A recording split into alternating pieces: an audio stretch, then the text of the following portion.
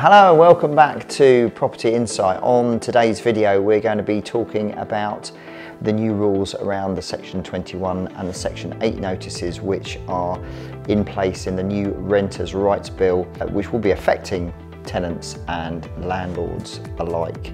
We've got Steve Mitchell with us today and I'm Mark Ashworth. I'm Neil Harding.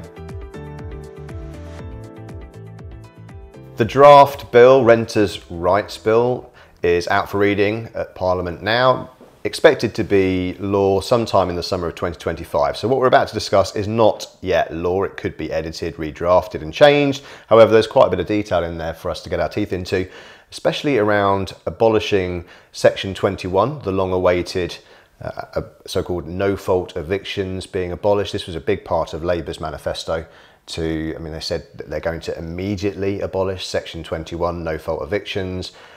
Immediate, I suppose you could say 1 year is about as immediately as they could do it. And also they've proposed changes to grounds for possession under Section 8. There are lots of grounds for possession under Section 8. There have been some new ones added and some changes to existing grounds. So we're going to run through some of those changes, but particularly what we want to discuss is what it really means practically for tenants and landlords. And Steve's here to give us the perspective of the letting agent, both as a landlord and as a letting agent. And we're going to talk about the impact on that. Section 21 seems fairly straightforward in the draft bill. It's just going to be deleted. I think they're deleting a whole chapter.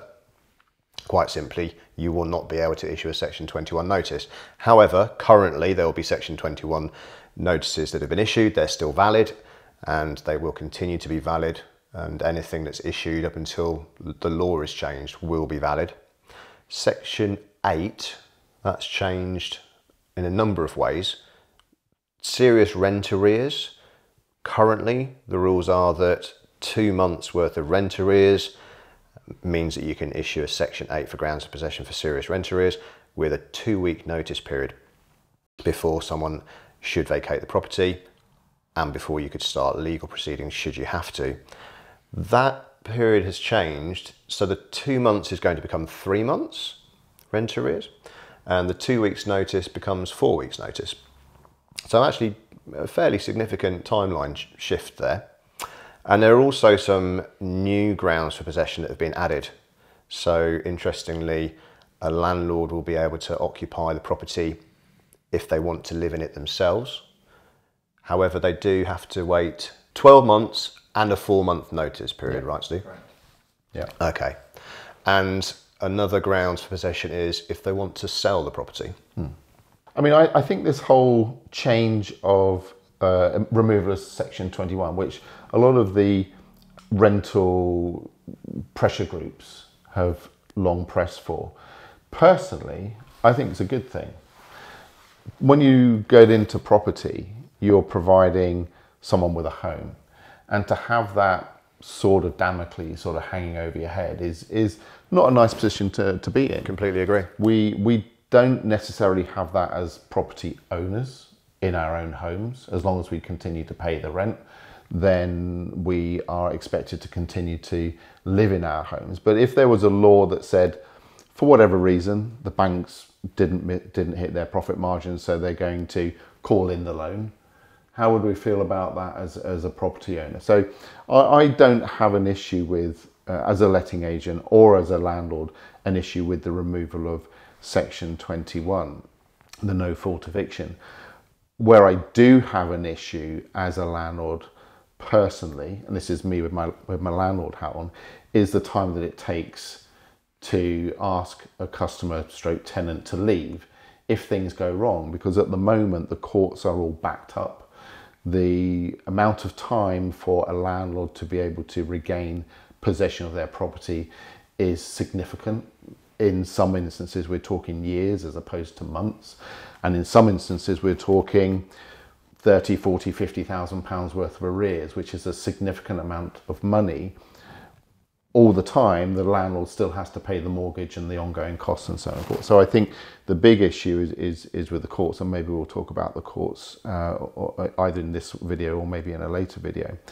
But as with regards to the changes in rent arrears and serious rent arrears, then that becomes the focus as far as I'm concerned as a letting agent. And prevention is always better than cure in my book. So what does that mean if you overlay that in terms of tenant customer selection? Well, it means that you've got to get the right tenant in the first instance, so it's not always taking the first person that says yes, and it's therefore building a selection criteria that individuals have to meet in order to be considered suitable tenants, customers for that particular property. And the second element is, what additional protections could one put in place as a landlord, that if something happens to your tenant, for example being made redundant, or something happens to their income, that you are protected. So there's a number of things that we can talk about on that front. But as a whole, with this particular proposed change in legislation, we don't know if they're going to say any Section 21 post January the 1st is invalid, or they may say anything that hasn't gone through the court post January the 1st, June the 1st is invalid, or they may say no decisions. So you could have something going through a court but hasn't become a decision, and they say unless you've got a judgment on June the 1st, it becomes invalid. So there's still a lot of uncertainty, in my opinion, as to how that might be enacted. So we'll wait and see what happens on that front. So it sounds to me then, from a letting agent's point of view, when you come to advise landlords when taking on new tenants, that there's going to be an even more stringent process in order to have the correct criteria in order to rent a property. So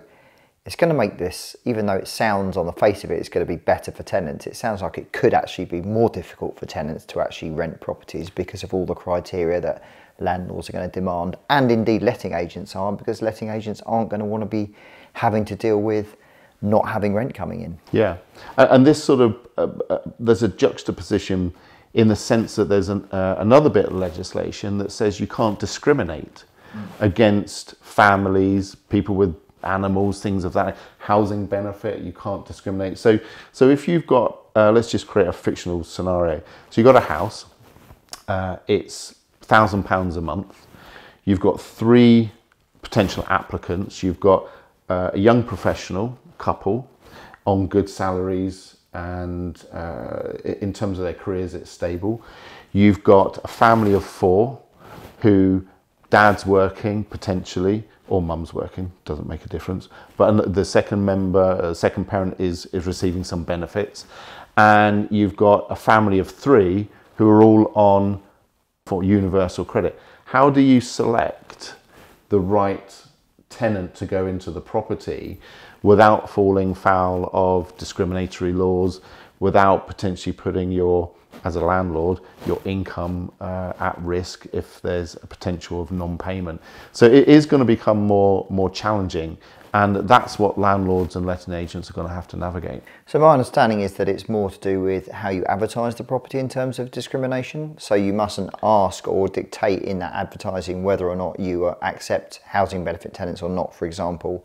And my understanding around the argument for the mortgage lenders not allowing landlords to rent to people on housing benefits will basically, that clause will be squashed, basically become invalid. They won't be allowed to say that any longer. That's absolutely right. But if you've got these 3 individuals, of course, you need to select one. Only one can acquire the property. So. Exactly right, and that's, I think, going to be the challenge. So having a process that kind of cuts through all of the individual circumstances of potential tenants who are currently at this stage applicants, I think is what's going to be required. And when we look at applicants, we apply 2 main criteria. One is affordability, so that is going to become very important. And the second is availability.